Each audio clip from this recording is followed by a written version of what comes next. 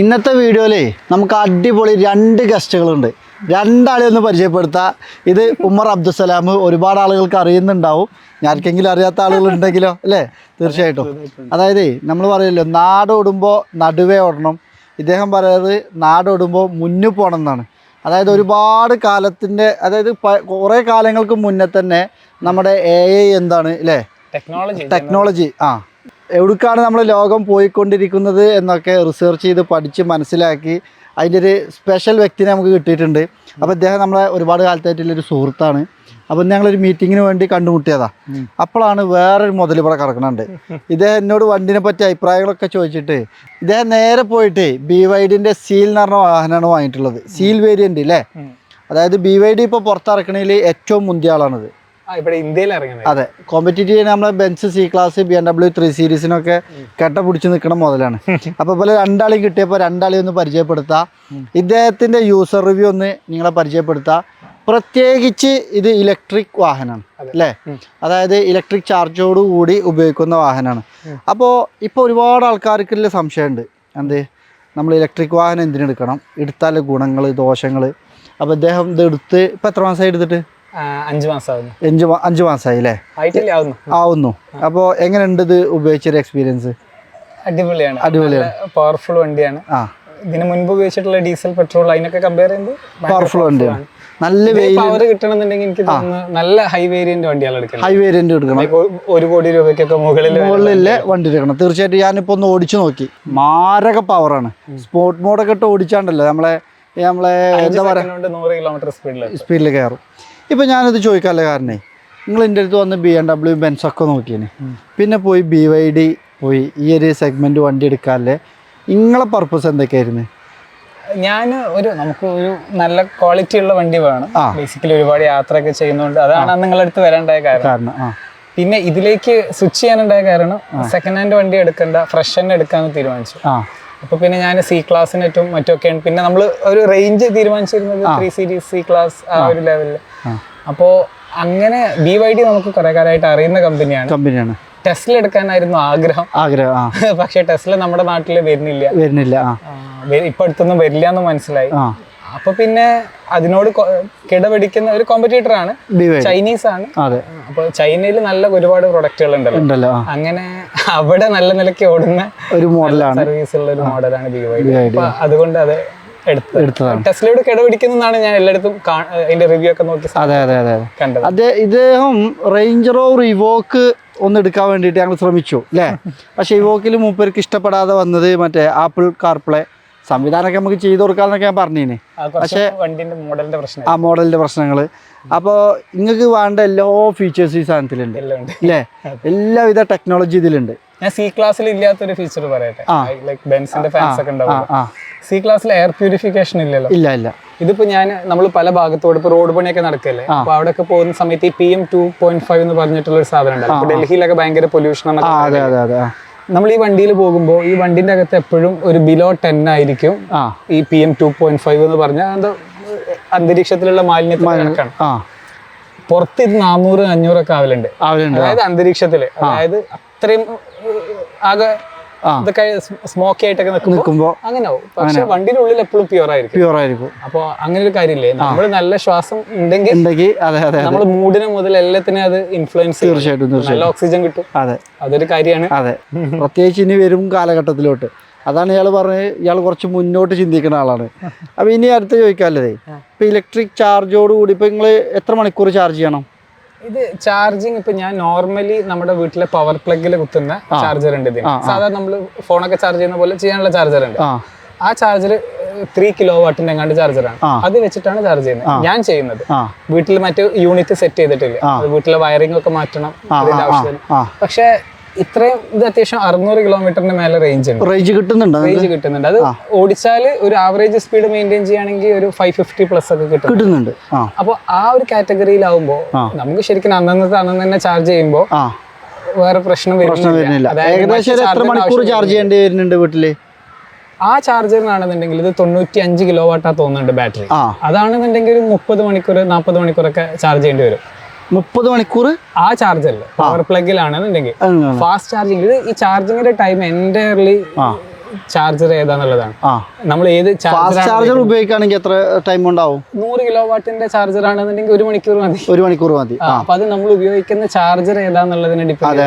ഇതിന് ഒരു ഗുണമുണ്ട്, ഞാൻ അതും പറയാം. ഈ ടാറ്റയുടെ വണ്ടിയും ഇത്ര തവണ ഫാസ്റ്റ് ചാർജ് ചെയ്താൽ പിന്നെ നോർമൽ ചാർജ് ചെയ്യണം. ഇതിനതില്ല.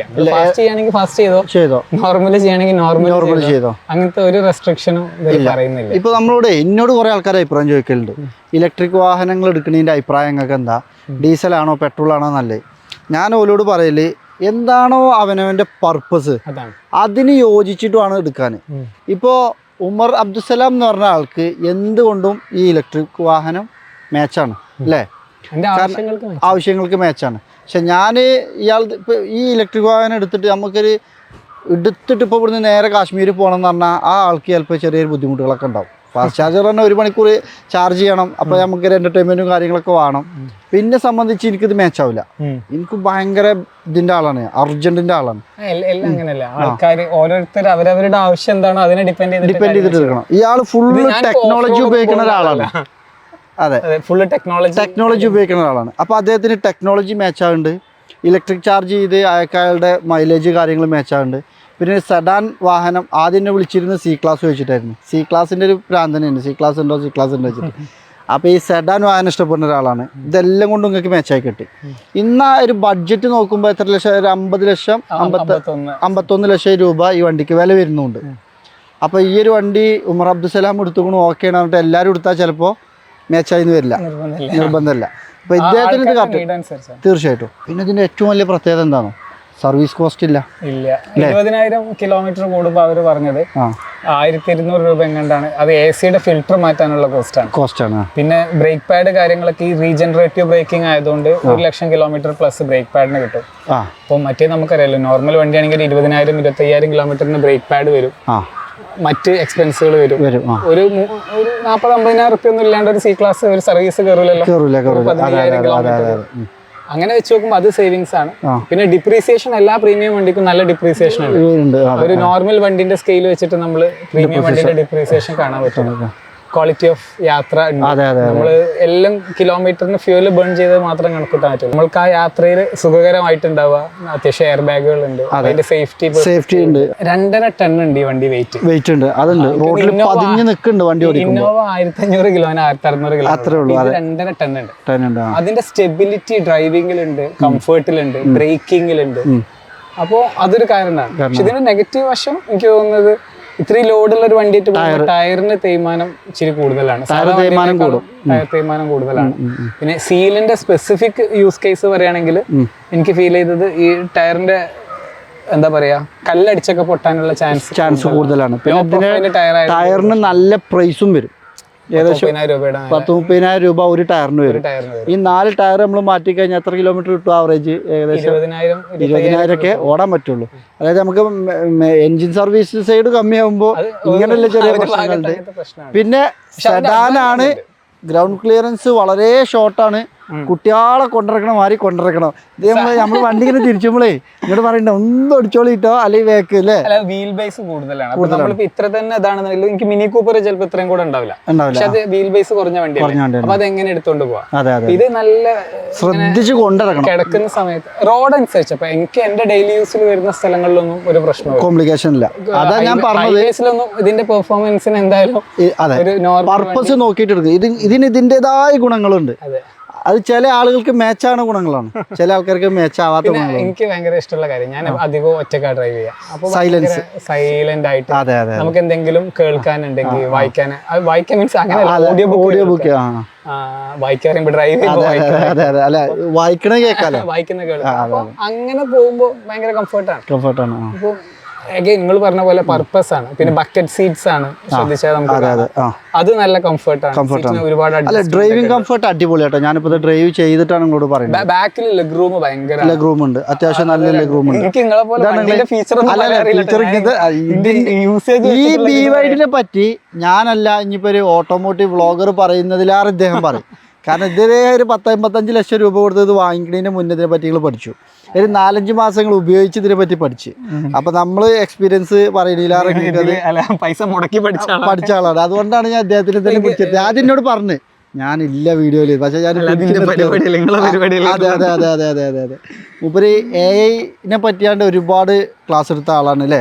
ഏതൊരു കമ്പനി വർക്ക് ചെയ്യണ്ടല്ലോ നമുക്ക്, ഇഡാപ്റ്റ് എന്ന് പറഞ്ഞിട്ട് കമ്പനി ഉണ്ട്. ടെക്നോളജി എഡ്യൂക്കേഷൻ പ്രൊവൈഡ് ചെയ്യുന്ന കമ്പനിയാണ്. എല്ലാവർക്കും പുതിയ ടെക്നോളജികളെ കുറിച്ചൊക്കെ പഠിക്കണമെങ്കിൽ AI കുറിച്ചൊക്കെ ഞാൻ പഠിച്ചുകൊണ്ടിരിക്കുകയാണ്.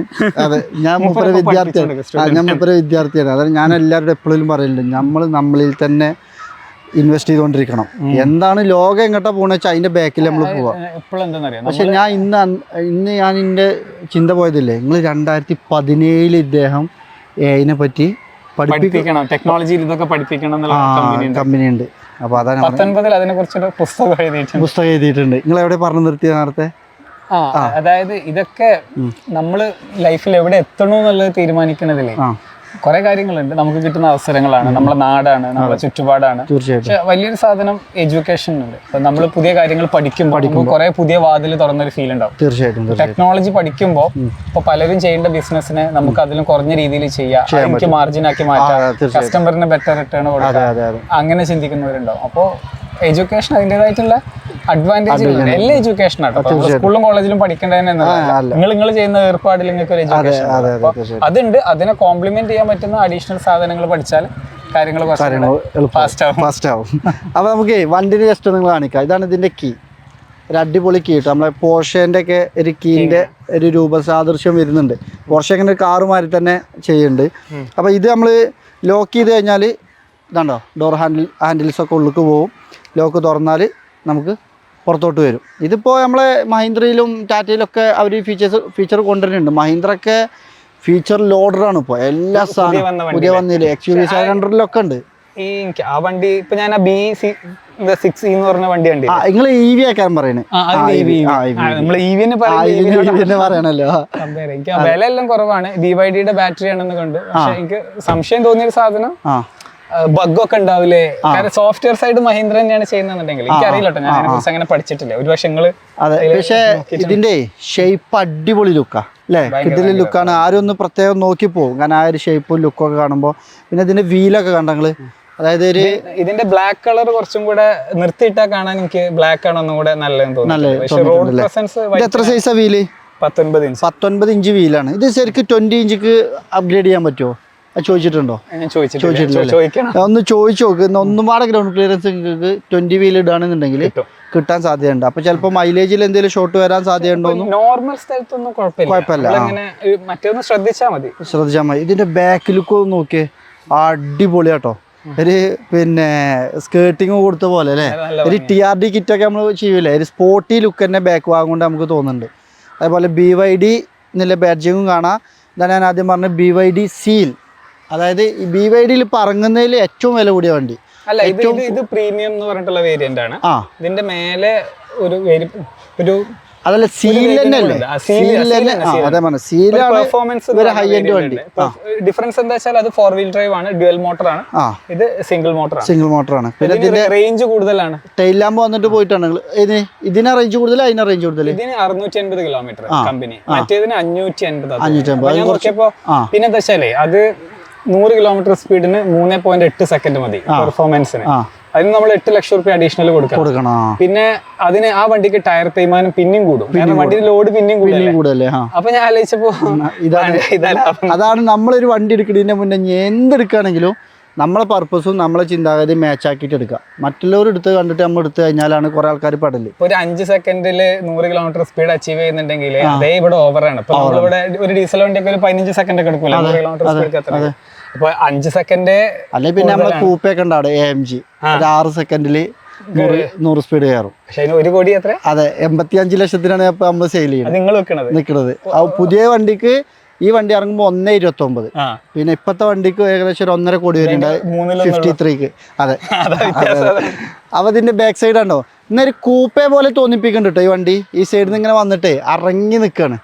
സഡാനാണേനും ഒരു കൂപ്പെ സ്റ്റൈലിക്ക് വരുന്നുണ്ട്. അതെ അതെ. ഇത് ക്യാമറയാണ്, റിവേഴ്സ് ക്യാമറ ഇവിടെ കൊടുത്തിട്ടുണ്ട്. ഇത് എനിക്ക് തോന്നുന്നു ക്യാമറ വാഷിംഗ് ഉണ്ട് തോന്നുന്നുണ്ട് അല്ലേ? അല്ലല്ല, അത് ബൂട്ടിന്റെ ബൂട്ട് ഓപ്പൺ ചെയ്താലേ ഇത് ഇലക്ട്രിക്കലി നമുക്ക് ക്ലോസ് ചെയ്യാനും പറ്റും. പിന്നെ നമ്മൾ ഇങ്ങനെ ഇതിന്റെ സൈഡ് പ്രൊഫൈൽ കൊണ്ട് പറയുകയാണെന്നുണ്ടെങ്കിലും അത്യാവശ്യം നല്ല കിഡിലെ ലുക്കിൽ തന്നെ. ഇതാണ് നിങ്ങൾ ഇവിടെ ഈ റണ്ണിങ് ബോർഡിലൊക്കെ ഒരു സ്കേർട്ടിങ് കൊടുത്ത പോലെയാണ്. ഒരു സ്പോർട്ടി ലുക്കിൽ അല്ലേ, ഒരു ബ്ലാക്ക് തീമിലൊക്കെ കൊടുത്ത അടിപൊളി ലുക്ക്. അതേപോലെ മിററിലൊക്കെ ക്യാമറ വരുന്നുണ്ട് 360. അതേപോലെ സെൻസറുകളും ഉണ്ട്. അത് പറഞ്ഞത് മൂപ്പര് ഒരു പർപ്പസിൽ എല്ലാവിധ നമ്മള് ഗ്രൗണ്ട് ക്ലിയറൻസ് കുറവാന്ന് പറഞ്ഞില്ലേ, ഇവര് എനിക്ക് അറിയില്ല, ഇത് 3 പീസ് എങ്ങാണ്ടാണ് ഇത്ര ബമ്പർ. ഈ ബമ്പർ ഒരു പറഞ്ഞ എന്താ വെച്ചാല് ഇത് കുറെയൊക്കെ നമ്മളെ മനസ്സിലാണ്. ഇപ്പൊ വണ്ടി അടി ഇങ്ങനെ വരുന്ന സമയത്ത് നമുക്ക് ഫീൽ ഉണ്ടാവും. അപ്പൊ ഞാൻ കഴിഞ്ഞ സർവീസിന്റെ സമയത്ത് ഇവരോട് വണ്ടി പൊക്കിയിട്ട് നോക്കാൻ പറഞ്ഞു. അപ്പൊ കുഴപ്പമൊന്നുമില്ല, ജസ്റ്റ് ഇങ്ങനെ അതില് ബാക്കിൽ റണ്ണിങ് ബോർഡ് പോലെ ഇതുണ്ട്. മീൻസ് ഒരു പ്രൊട്ടക്ഷൻ ലെയർ ഉണ്ട്. ലൈന് വീണ്ടെന്നേ ഉള്ളൂ, അല്ലാതെ പ്രത്യേകിച്ച് അഥവാ വന്നാൽ തന്നെ ആ പ്രൊട്ടക്ഷൻ ലൈനിലാണ് വരുന്നത്. പിന്നെ ബമ്പർ പോവാന്നുള്ളതാണ് അടുത്ത. അപ്പൊ ഇത് 3 പീസാണ്. അപ്പൊ കുറഞ്ഞ ചെലവിൽ തീർക്കാൻ പറ്റുള്ളൂ, മനസ്സിലായത്. അതേപോലെ ഇവിടെ ഫോഗ് ലാമ്പ് കാര്യങ്ങളൊന്നും ഇല്ല അല്ലേ, അത് നല്ല ലൈറ്റ് DRL ആണ് അല്ലേ, അതിൽ DRL ഉണ്ട്. അതേപോലെ ഒരു ക്യൂട്ട് ലുക്കിലാണ് ഹെഡ്ലൈറ്റും കാര്യങ്ങളും ഇൻഡിക്കേറ്റർ സൈഡൊക്കെ വന്നിട്ടുള്ളത്. മുന്നിലും ഇതുണ്ട്, അവിടെ ഇതേപോലെ BYDന്റെ ഒരു ബാഡ്ജിങ് കാണാം. ഇതൊന്നും തുറന്നാലേ നമുക്ക്. അപ്പോൾ ഈ ഫ്രണ്ടേ ബോണറ്റൊന്ന് നമുക്ക് ഓപ്പൺ ആക്കി നോക്കാം. തുറക്കുമ്പോൾ നമ്മളേ എൻജിൻ റൂമാണ് കാണല്. എൻജിനും സകലകല സാധനങ്ങൾ ഉണ്ടായിട്ടുണ്ട്. ഇതിലൊന്നുമില്ല അല്ലേ. ഇതാണ് ഞങ്ങൾ ഇവിടെ ഒരു സ്പേസും വന്നിട്ടുണ്ട്, ചെറിയ സ്റ്റോറേജ് സ്പേസ് ഉണ്ട് അല്ലേ. ഇപ്പോൾ അടിപൊളി സ്റ്റോറേജ് സ്പേസ് ആട്ടോ. അത്യാവശ്യം സാധനങ്ങളൊക്കെ ലോഡ് ചെയ്യുക. ഇതിൽ നമ്മളെ ഹെഡ്ലൈറ്റ്, വൈപ്പർ വാഷർ, ഫ്ലൂയിഡ്, വെള്ളമൊക്കെ നമുക്ക് സ്റ്റോർ ചെയ്യാൻ പറ്റും. നല്ല സ്ട്രോങ് ആയിട്ട് ഇറക്കണം അല്ലേ. അപ്പോൾ അതൊക്കെയാണ് ഈ ഒരു വണ്ടിൻ്റെ ഔട്ട്ലുക്ക് പുറത്തുനിന്ന് കാണാനുള്ളത്. ഇനി നമുക്ക് ഇൻറ്റീരിയർ ഭാഗം കൊണ്ട് ജസ്റ്റ് ഒന്ന് കാണിക്കാം. നമ്മളൊന്നുള്ളിൽ കയറി, നമ്മൾ രണ്ടാളുമാർ തന്നെ കയറാം.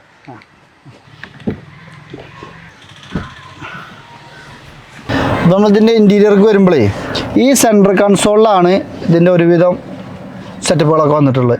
ഇതിൻ്റെ ഗിയർ ലിവർ ഉണ്ട്, ഞങ്ങൾ ഗിയർ നോബ് ഒരു അടിപൊളി ക്യൂട്ട് ലുക്കിൽ ഒരു ഡയമണ്ട് വെച്ച പോലെ വെച്ചിട്ടുണ്ട് അല്ലേ. ചെറിയൊരു സാധനം, അപ്പോൾ അതിൻ്റെ കംഫർട്ടാണ്. അതെ.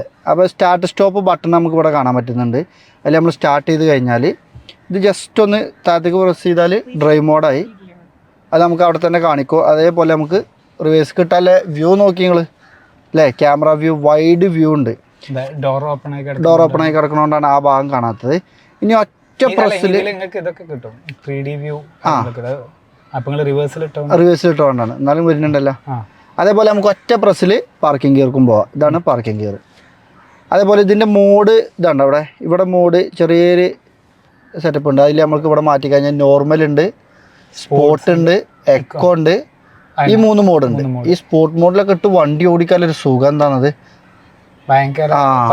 പവർ അടിച്ച് കയറി പോകുന്നുണ്ട്. ചാർജ് പെട്ടെന്ന് തീരും മോഡിലാണെങ്കിൽ. നോർമൽ മോഡിലാണ് ഏറ്റവും സേഫ് അല്ലേ. ഇതിൽ ഞാൻ നേരത്തെ പറഞ്ഞില്ലേ ഈ PM 2.5 എന്ന് പറഞ്ഞിട്ടുള്ള ഈ പുറത്തെ എയർ പ്യൂരിഫിക്കേഷൻ. നമ്മൾ ഡോർ ഓപ്പൺ ആയിട്ടതുകൊണ്ടാണ്. ഡോർ ക്ലോസ് ആണെന്നുണ്ടെങ്കിൽ ഇത് എപ്പോഴും ഒരു ബിലോ 10 ആയിരിക്കും. ഇതിപ്പോ 43 എന്നൊക്കെ കണ്ടില്ലേ.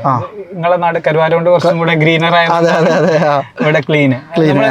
സിറ്റിക്കൊക്കെ പോവാണെങ്കിൽ 100, 150, 200 ചില സിറ്റിയിലൊക്കെ ഉണ്ടാവും. അതന്നെ നല്ല പുകയുള്ള ഒരു വണ്ടിന്റെ ബാക്കിലാണ് നമ്മൾ നിൽക്കുന്നുണ്ടെങ്കിൽ 400 അതിന്റെ മേലൊക്കെ വരലുണ്ട്.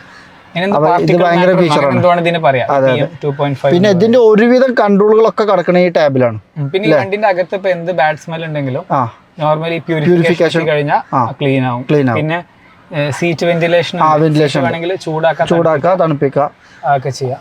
അതൊരു അടിപൊളി ഫീച്ചർ ആട്ടോ. അതായത് അത്യാവശ്യം നല്ല പ്രീമിയം വണ്ടിയിൽ വരുന്ന സംഭവങ്ങളാണ്. എന്തായാലും 10-55 ലക്ഷം രൂപ കൊടുക്കണോണ്ട് അല്ലേ. ഇത് മൂൺ റൂഫ് അല്ലേ, ഇത് തുറയില്ലല്ലോ. മൂൺ റൂഫാണ്, വലിയൊരു റൂഫ് തന്നെയാണ്. ബാക്ക് വരെ ഗ്ലാസ് ആണ്, ഫ്രണ്ട് തൊട്ട് ബാക്ക് വരെ ഗ്ലാസ് ആണ് അല്ലേ. അതുകൊണ്ട് തന്നെ ഉള്ളുന്നില്ല ആംബിയൻസ് ഭയങ്കരമാണ്. പിന്നെ HUD ഡിസ്പ്ലേ പിന്നെ എല്ലാത്തിനും ഉണ്ടാവും. അതെ, ഉണ്ട്. ഇതാ അതവിടെ നമുക്ക് കാണാൻ പറ്റും. ക്യാമറയിൽ കാണുമെന്ന് അറിയില്ല. അപ്പൊ അങ്ങനെയുള്ള സെറ്റപ്പ് ഉണ്ട്. പിന്നെ ഈ സ്ക്രീന് തിരിയോലോ, ഇതാണ്ടാ. ഇതിപ്പോ നമുക്ക് ഇങ്ങനെ ആക്കണേ, ഇങ്ങനെ ആക്കാം. ഇതാണ്ടാ, ഇപ്പൊ ഇങ്ങനെയുള്ള ടാബ് ഇവിടെ റൊട്ടേഷൻ ഉണ്ട്. ഈ ഒരു ബട്ടൺ ഉണ്ടാ. നമ്മൾ AC-ന്റെ എയർ ഫ്ലോ അല്ലേ, ഈ സ്ക്രീനിൽ ഇങ്ങനെ പോകണമെങ്കിൽ ഇത് ജസ്റ്റ് നമുക്ക് ടച്ചിൽ നമുക്ക് കൺട്രോൾ ചെയ്യാൻ പറ്റും. കേട്ടോ, ഇതിങ്ങനെ സ്ക്രീനിൽ നമ്മൾ 3D കാണുക മാത്രമല്ല, ഇതിനനുസരിച്ച് എയർ ഫ്ലോ മാറുകയും ചെയ്യും അല്ലേ. വേണ്ട, എവിടേക്കോ നമുക്ക് ഇപ്പോൾ കാലിൻ്റെ അടുക്ക് വേണമെങ്കിൽ ആക്കാം, നേരെ മുകളിലോട്ടാക്കാം, എവിടേക്കോ ഇപ്പോൾ ഈ സാധനം തന്നെ ഇങ്ങോട്ടാക്കാം അല്ലേ. ഏത് രീതിയിൽ ടച്ച് മുഖാന്തരം നമുക്ക് അഡ്ജസ്റ്റ് ചെയ്യാൻ പറ്റും. അതേപോലെ ഇവിടെ ഈ വന്നിട്ടുള്ള രണ്ടും വയർലെസ് ചാർജിങ് ആണ്. അപ്പോൾ 2 ഭാഗത്തും ഇത് രണ്ടും ആണെങ്കിൽ ഇപ്പോൾ നമുക്ക് ചാർജ് കയറേണ്ട, ഫോൺ അവിടെ വെക്കണം എന്നുണ്ടെങ്കിൽ നമുക്ക് എന്ത് ചെയ്യാം, ഇത് ഓഫ് ചെയ്തിടാനും പറ്റും. റൈറ്റിനും ലെഫ്റ്റിനും ഓപ്ഷൻ ഉണ്ട്. സെറ്റിംഗ്സ് വരുന്നുണ്ട്. നമുക്ക് ഇവിടെ പോയാല് വയർലെസ് ചാർജിങ് ഇപ്പൊ ലെഫ്റ്റും റൈറ്റും ഓഫ് ആക്കി രണ്ടും ഓഫ് ആക്കി ഇടാൻ പറ്റും. ഹായ് മക്കളെ, ഞങ്ങളൊരു യൂട്യൂബ് വീഡിയോ എടുത്തുകൊണ്ടിരിക്കുകയാണ്. എന്താ എല്ലാവരും വിശേഷം? നിങ്ങൾ ക്ലാസ് വിട്ടോ? ഭക്ഷണം കഴിച്ചോ? എന്താ ഇപ്പൊ പരിപാടി? അപ്പോ പോയേക്ക് വന്നാ ടീച്ചറോട് പറയാതെ? ടീച്ചറും ഉണ്ടോ?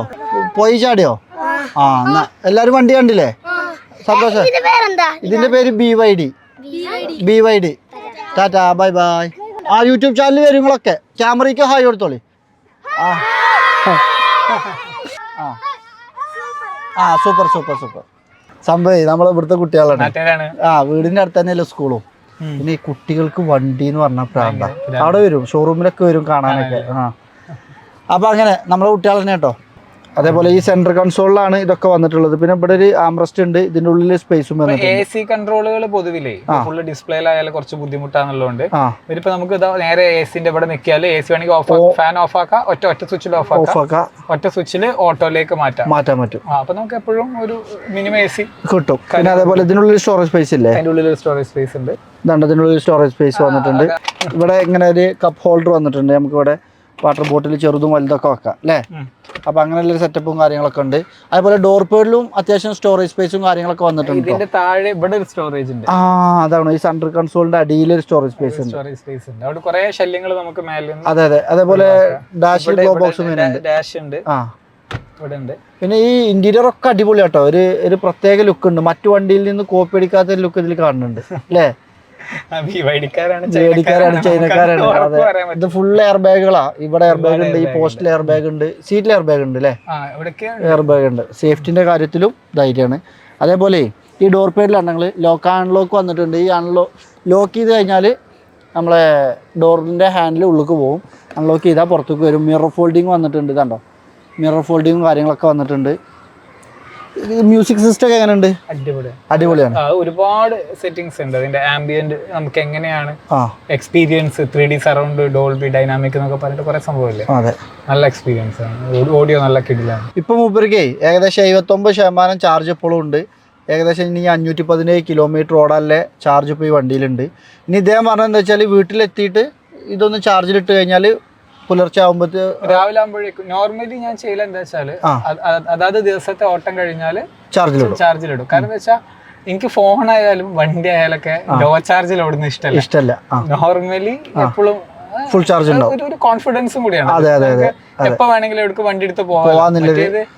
നമ്മളിങ്ങനെ ഒരു 10% ചാർജ് ഫോണിലുള്ളെങ്കിൽ എടുക്കും ഇറങ്ങാൻ പറ്റൂല. അതേപോലെ തന്നെ വണ്ടിയിൽ ഇറങ്ങുമ്പോ അതിങ്ങനെ അറിയാണ്ട് നമ്മൾ ആലോചിക്കും. ഫുള്ളാണെന്നുണ്ടെങ്കിൽ ആ ബേജാറില്ലല്ലോ, എപ്പോഴും ചാർജ് ചെയ്യാം. എപ്പോഴും ആ ഒരു റെഡിനെസ് വണ്ടി ഉണ്ടാവും. ഇപ്പൊ ഫാസ്റ്റ് ചാർജിൽ ഉപയോഗിക്കുകയാണെന്നുണ്ടെങ്കിൽ 1 മണിക്കൂർ കൊണ്ട് ചാർജ് ആവും. ഇല്ലെങ്കിൽ ഇത് കംപ്ലീറ്റ് 0 to 100 ആണെന്നുണ്ടെങ്കിൽ 30 മണിക്കൂർ എടുക്കും നോർമൽ ചാർജറിന്. വീട്ടിൽ തരുന്ന ചാർജർ അല്ല കേട്ടോ. അതും അല്ലാത്ത പോർട്ടബിൾ ചാർജർ എന്ന് പറഞ്ഞിട്ട് ഒരു ചാർജർ ഉണ്ട്. അതാണ് ഈ 3 കിലോവാട്ട്. വീട്ടിൽ ഓല് വെച്ച് തരുന്നത് എനിക്ക് 7-8 കിലോവാട്ട് കണ്ടാണ്. അതിലാണെന്നുണ്ടെങ്കിൽ 10 മണിക്കൂർ കൊണ്ട് ചാർജ് ആവും. അപ്പൊ നിങ്ങൾ വീട്ടിൽ ചെയ്തിട്ടില്ല, കാരണം വയറിംഗും സിസ്റ്റം ഒക്കെ മാറ്റേണ്ടി വരുന്നത് കൊണ്ട്. പിന്നെ അതിനാണ്ട് ഇറങ്ങി തിരിക്കണം, വില്ലേജിൽ പോയിട്ട് പേപ്പറൊക്കെ റെഡി ആക്കണം. അപ്പോൾ മൂപ്പര് പർപ്പസിൽ ഇതൊക്കെ നടക്കുന്നുണ്ട്. അപ്പോൾ തീർച്ചയായിട്ടും ഒരു ഇലക്ട്രിക് കാറിന്റെ റിവ്യൂ ഉമർ അബ്ദുസലാമിനെ കൊണ്ട് തന്നെ ചെയ്യാൻ പറ്റിയില്ല. ഒരുപാട് സന്തോഷം.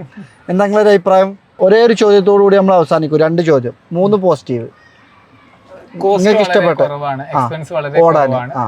വണ്ടി ഭയങ്കര സൈലന്റ് ആണ്. നമുക്ക് ഇങ്ങനെ ഭയങ്കര കാമായിട്ട് പോവാം. അപ്പോ ലോങ് യാത്രയൊക്കെ ആണെങ്കിൽ മോസ്റ്റ്ലി ഞാൻ ഒറ്റയ്ക്കായിരിക്കും ഉണ്ടാവുക. അപ്പൊ എനിക്കത് ഭയങ്കര കംഫർട്ടബിൾ ആണ്. ഭയങ്കര ഒച്ചയും വിളി ഉണ്ടാക്കാൻ ഇഷ്ടം. പിന്നെ ഭയങ്കര റോഡ് പ്രസൻസ് ആണ്. അപ്പൊ കോൺഫിഡൻസ് ഭയങ്കര. ഇപ്പൊ നമുക്ക് ആ സ്റ്റെയറിംഗും മറ്റുമൊക്കെ ഹാൻഡിൽ ചെയ്യുമ്പോൾ ഡ്രൈവിംഗില് കോൺഫിഡൻസ് ഉണ്ടാവുമല്ലോ. അപ്പൊ ആ കോൺഫിഡൻസ് ഭയങ്കര. 3 നെഗറ്റീവ് എനിക്ക് തോന്നുന്നു ടയറ്. ഞാൻ ഒരിക്കലും ഇത്ര ടയറിന് വില ഉണ്ടാവുന്ന വണ്ടി എടുത്തതിന് ശേഷമാണ് മനസ്സിലായത്. പിന്നെ ജനറലി EV വണ്ടികൾക്ക് വണ്ടിന്റെ വെയിറ്റ് കൂടുമല്ലോ, ബാറ്ററിയുടെ വെയിറ്റ്. പക്ഷെ ഇത് ബാറ്ററിയുടെ വെയിറ്റ് മാത്രമല്ല കേട്ടോ. എനിക്ക് തോന്നുന്നു ബാറ്ററിയുടെ വെയിറ്റ് ആകെ 600-700 കിലോനുള്ളൂ. ബാക്കി വണ്ടിന്റെ വെയിറ്റ് തന്നെയാണ്. അപ്പൊ ഈ വെയിറ്റ് കൂടുമ്പോ ടയർ തേയ്മാനം കൂടും. ഗ്രൗണ്ട് ക്ലിയറൻസിന്റെ ഒരു പ്രശ്നം ഫീൽ ചെയ്തു. ഇതൊക്കെയാണ് എനിക്ക് നിലവിൽ തരുന്നത്. അപ്പൊ 3 പ്ലസും 3 നെഗറ്റീവും കേട്ടു. ഇതെന്താ വെച്ചാല് ഇത് മൂപ്പരെ പോയിന്റ് ഓഫ് വ്യൂവിലുള്ള സംഭവമാണ്. ഇത് വേറെ ആൾക്ക് അപ്ലൈ ആവണമെന്നില്ല. തീർച്ചയായിട്ടും നിങ്ങളും പഠിക്കുക, അന്വേഷിക്കുക, നമുക്ക് കംഫർട്ടാണോ നോക്കുക, എന്നിട്ട് വാഹനങ്ങളൊക്കെ വാങ്ങിക്കുക. വണ്ടി റിവ്യൂ ചെയ്യാൻ ഞാൻ ഇതിന്റെ മൂപ്പർക്ക് ഇതിന്റെ ഒരു എക്സ്പെർട്ട് ആണല്ലോ, അപ്പൊ മൂപ്പരെ വെച്ചിട്ട് തന്നെ ചെയ്യാന്ന് കരുതി. അതെ, തീർച്ചയായിട്ടും. എന്നാ അങ്ങനെ അപ്പോ നിങ്ങളുടെ അഭിപ്രായങ്ങളും നിർദ്ദേശങ്ങളും ഒന്ന് കമന്റ് ബോക്സിൽ അറിയിക്കുക. എന്തെങ്കിലും വിട്ടുപോയിട്ടുണ്ടെങ്കിൽ അതൊന്ന് കമന്റ് ബോക്സിൽ അറിയിക്കുക. ഈ വണ്ടി നമ്മളെടുത്ത് വരുമ്പോൾ ഇനിയും കൂടുതൽ റിവ്യൂ കാര്യങ്ങളൊക്കെ നിങ്ങളെ കാണിക്കാൻ ശ്രമിക്കുക. തീർച്ചയായിട്ടും നിങ്ങൾക്ക് ഉപകാരപ്പെട്ടു എന്ന് കരുതുന്നു. അപ്പോൾ പുതിയൊരു വീഡിയോ ആയിട്ട് കാണുന്നത് വരെ, ഈ വീഡിയോ കണ്ട ഇതുവരെ ഞങ്ങളെ കേട്ട എല്ലാവർക്കും ഒരുപാട് നന്ദി. Thank you.